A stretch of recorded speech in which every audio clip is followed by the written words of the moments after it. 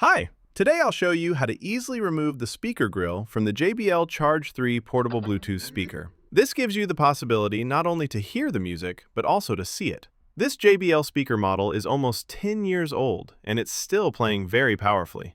Next time, I'll make a test against the newer JBL Charge 5 to see which one sounds better. To remove the speaker grill, you just need a little bit of patience and a flat-type screwdriver. There are no screws, only plastic clips. When the speaker cover is off, you can see the real double 2-inch woofers that create the sound. And now, let's turn the volume a bit higher and start the music and Bass-Excursion test. When I needed you.